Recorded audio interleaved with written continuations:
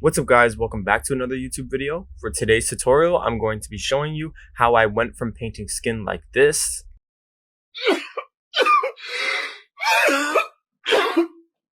to this. Now, not to say that there's anything wrong with how I was painting it before, but as you can tell, I've improved a lot. So in this tutorial, I'm going to show you my steps in getting my paintings like this so you don't have to suffer like I did. And no need to worry, because around here we do not discriminate, so I'm going to be showing you skin tones all the way from light to dark. So feel free to follow along, or just watch my process so you can be prepared to put these steps into practice. And if you find this tutorial helpful, which you will, I would suggest that you click that like and subscribe button just so you can help support my channel and stay updated for any new content I have coming out. So let's go ahead and get started.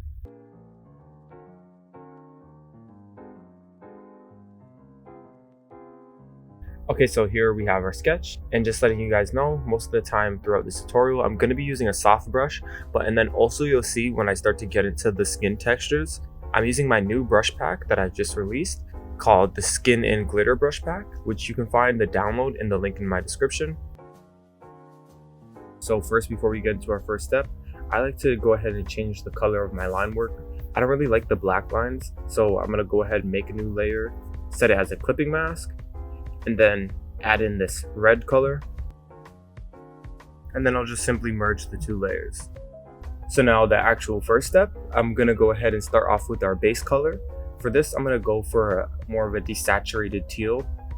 So let's get that. So, and then under your line work layer, you're gonna go ahead and fill in your base. When studying portraits and how to draw portraits, I've realized that a lot of the times you'll see many different colors in the face. So if someone's white, it's not just going to be this pink and white tone that you're seeing in more stylized and realistic portraits. What you'll see is a build of many colors all working together to create this colorful portrait. So I try to import that with mine in the early stages by starting off with a more colorful base color. Okay, now that we have that done, the next step is adding in your colors. So on top of that base, I'm going to get a more neutral, let's say brownish beige. So I'm going to go ahead and start adding it into the most important areas to create a bit of form and to plan out how I want to build up the face. Mind you, you don't want to overdo this though, because we still want the base color to pop out.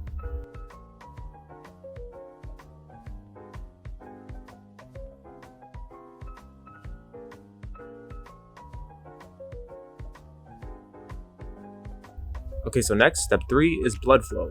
So with lighter skin tones, you'll be able to see blood flowing through the skin in places like the nose, the ears, the cheeks, and then of course the stronger the light source, the more visible the blood flow will be. So you might even catch it in the eyelids and the chin. So here I'm going to go ahead with a pinkish color, and feel free to leave your layer mode the same at normal. I'm going to go ahead and change the layer mode to soft light. And then let's go ahead and start adding some in.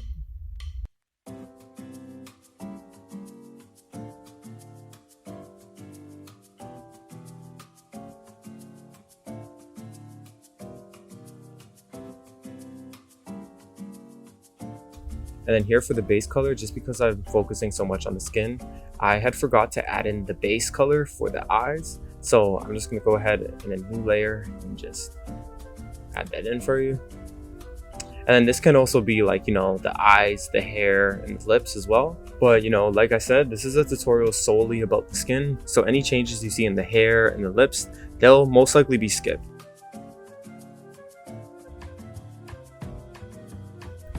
Step 4, on a new layer with a lighter color, we're going to add in the highlights. In this step, you really want to be selective with where you add in the highlights, because it all depends where the light source is hitting. So having a reference and identifying where the light is hitting is really helpful.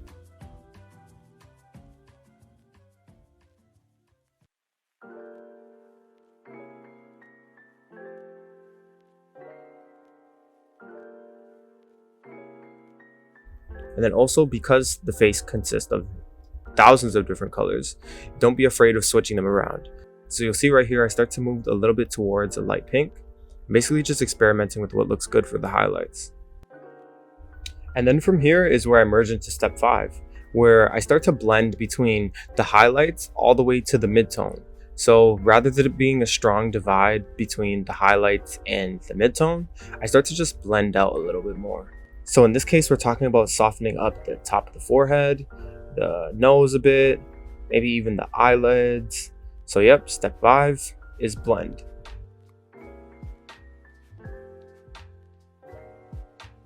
Step 6, we're now going to work on the shadows. I'm going to move towards a warmer color, which is going to be brown.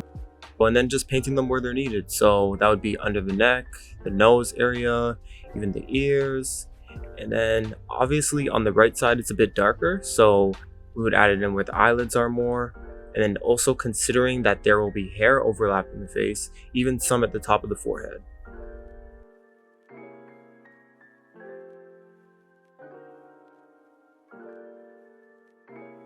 So, and then, ignoring the fact that I just added in the base of the hair, we're gonna go to step 7, which is gonna be like tiny highlights. So for this, I'm gonna go ahead and use my new brush pack, and I'm gonna go with one of these skin texture brushes I have and start adding in some highlights to give more of that skin-like texture. This specific brush has color dodge on it, similar to the color dodge in the layer modes. So when you paint, it automatically adds a glowing effect to your drawing.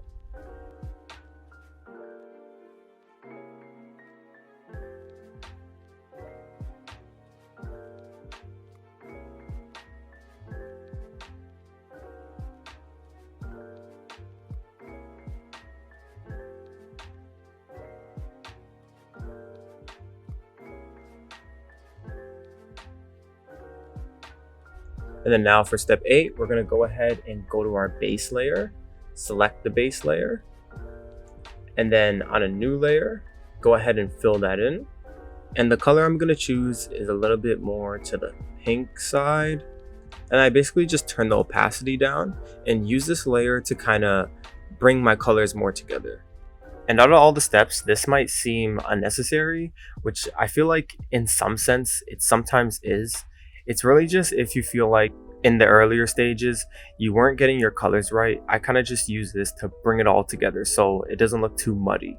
But it's up to you. This is just how I do it. Skip this step if you'd like.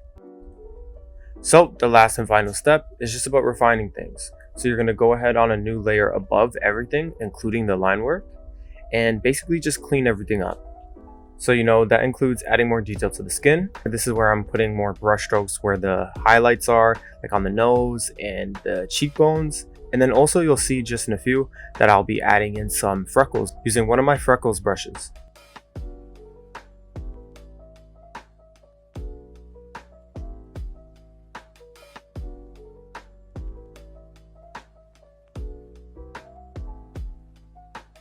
So here you'll see I create a new layer and then set the layer mode to hard light and basically just choose like a brown color.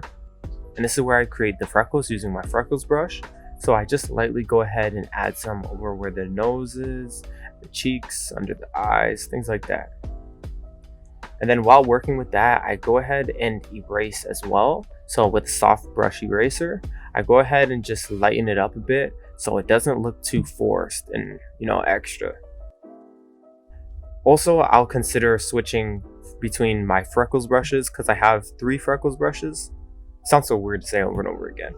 But yeah, I have 3 different brushes for freckles and they're different sizes. So I have like small, medium, and large.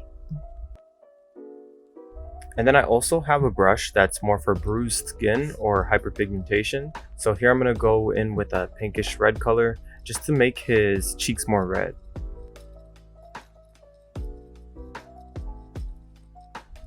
Great, and there we have it for the first portrait. So basically using these 9 steps, we're gonna do the same thing but with different skin tones.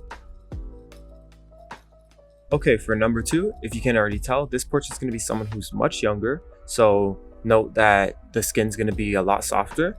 And also not only that, this is going to be dark skin. And we all know that this could be a tutorial of itself because how oftentimes do you see people who struggle with drawing darker skin tones? Anyways, moving on with step 1, the base color. Now, when drawing darker skin tones, the base color is a very important step, whereas I feel like this is where people automatically just ruin their chances at creating a good portrait. So I try to choose a more interesting color like a darker purple rather than just choosing literally black or gray. I feel like this is because with the label of being black people, it's making people think, okay, when you want to draw black characters, let me just pull out my black crayon, when that is definitely not the case. Now, in some cases, I can understand where it might just be a misunderstanding of color theory, but even with creative photography like this reference here, I would even consider using a darker blue rather than black. Now, for the next step, like before, we're gonna do the colors, and considering this is darker skin, I kind of just do both step 2 and 3 at the same time. So while I'm adding in these colors, I'm thinking about the blood flow in the face. So here you'll see I'm using a light brown, a little bit closer to pink, and sort of just blending that out. But and then still trying to capture that blood flow by showing some red in there. Now moving on to the highlight stage. Here I'm using more of a light pink. You could also use a light purple as well. But you know, with this technique, I really think it's important to paint very softly, especially when your subject is a young person. Usually they have softer, more blended out skin.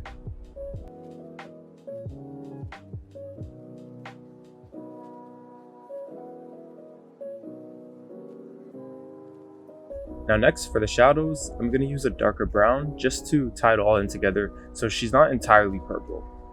And you know, just being aware of not going too hectic with the shadows, just putting it under the neck, around the edges of the hairlines, the forehead, or the ear, just because there's going to be hair over top.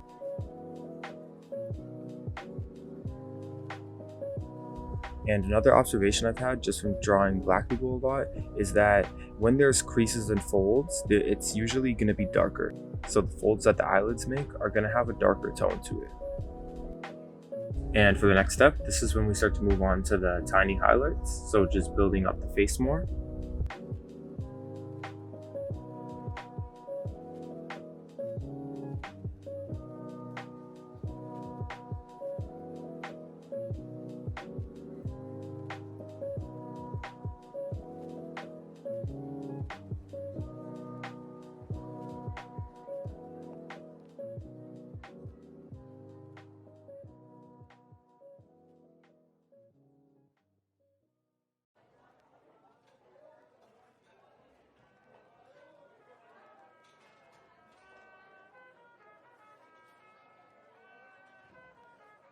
And for step 7, this is where we go ahead and select our base, create a new layer, and then on that new layer, we're going to fill in a color. I'm going to choose purple just to kind of still bring it all together. Then we'll go ahead and change the layer mode to soft light and adjust the opacity to your liking.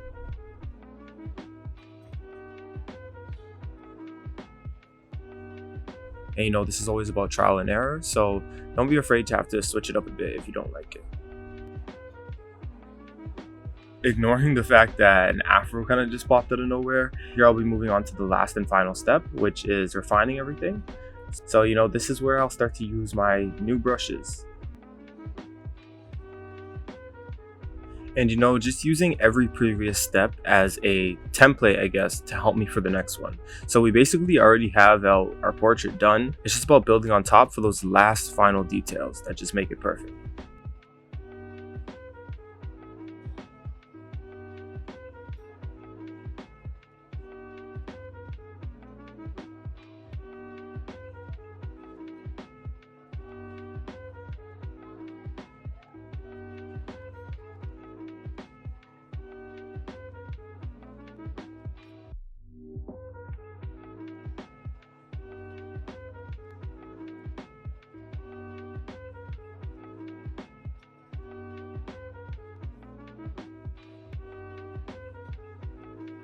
And that's it for portrait number 2. I honestly love this one so much. It's something about painting dark skin. I don't know, I've always just loved doing it. Also how the hair looks. You know, very simple, but you can tell what's going on. If you're interested in learning how to draw these type of hairstyles, I got 2 different tutorials on my YouTube channel. One for black men hairstyles and one for black women hairstyles. Not only that, but I got hair brush packs as well. So be sure to check the link in the description or somewhere on the screen. Now moving on to hairstyle number 3. Sorry. Now moving on to skin type number 3. Okay, for number 3, this portrait's going to be someone who is Indian or known as South Asian. So step 1 is always get in your base. For the base color, I decided to move a little bit closer to red, and this is because this skin tone is really warm. Now step 2, add in your colors. And because my base color is pretty extreme with the red tone, I decided for the colors I'm going to go a little bit more desaturated. However, I don't want it to be too boring, so I still try to get that light orange to peek out in the lower jaw and the neck. Now, usually for lighter skin tones, step 3 would be blood flow, but for dark skin, you don't really see that blood flow too much. I'll usually add that in maybe towards the refining stages, but for now, step 3 is going to be highlights. Then you should have something like this. Yes, I know, looking pretty rough, but just wait on it. Now, move on to step 4, which is shadows.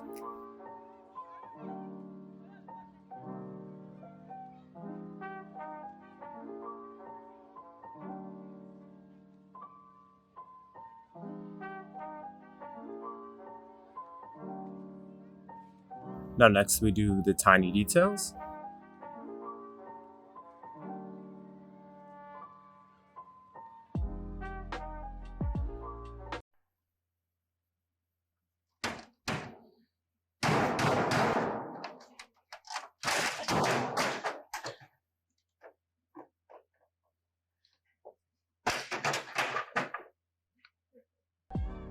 Okay, luckily this is the only one out of the 4 portraits that is laggy, so we're gonna have to speed through this a bit. So if you've been following along, you get the gist. The next step is create that layer on top, change the layer mode to soft light, change the opacity, and then the last step is just refining everything. And when we clean up, we have something like this. So I just want to say my bad for the little lagginess that was happening for this portrait. Maybe I'll just have to make another video in the future, specifically doing a portrait of someone of this race. And yep, so moving on to number 4. Okay, now our last and final skin tone. This is going to be someone who's Asian. So step 1, get our base color.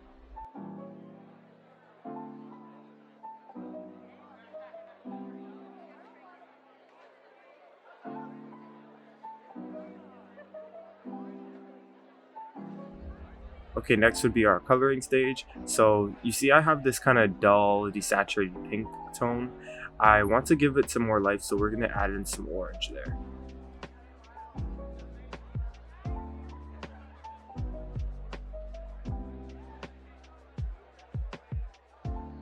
And you know, usually for step 3 it would be blood flow, but with this portrait I'm thinking of going with a little bit more pale skin, so it's going to be very subtle. And then next after that, we're going into our shadow stage. And you'll see here that I'm choosing a color that's a little bit closer to red. With drawing different skin tones, you want to make sure you're moving around the color wheel. Instead of me just using, you know, different variants of orange or different variants of blue, I change it up a bit. And you'll catch that method being used effectively as you watch me build up the shadows by using the color purple.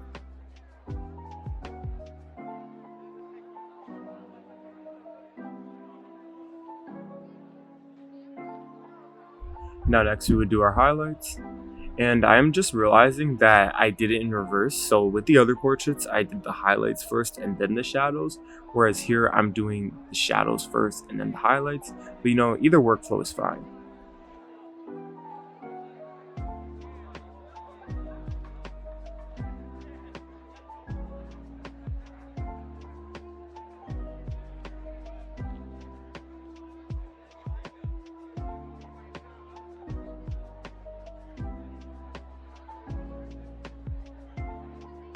Now that that's done, our next step would be to add that soft light layer above everything.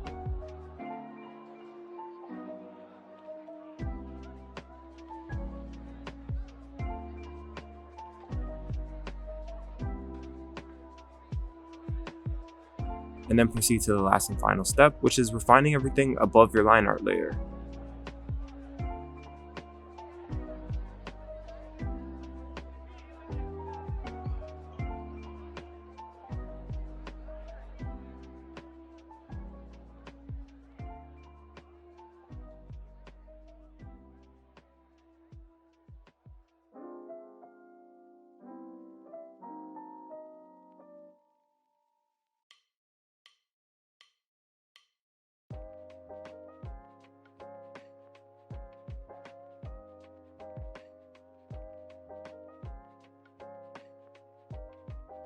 And then once you figured out the skin, you can start building up everything else and have a finished portrait.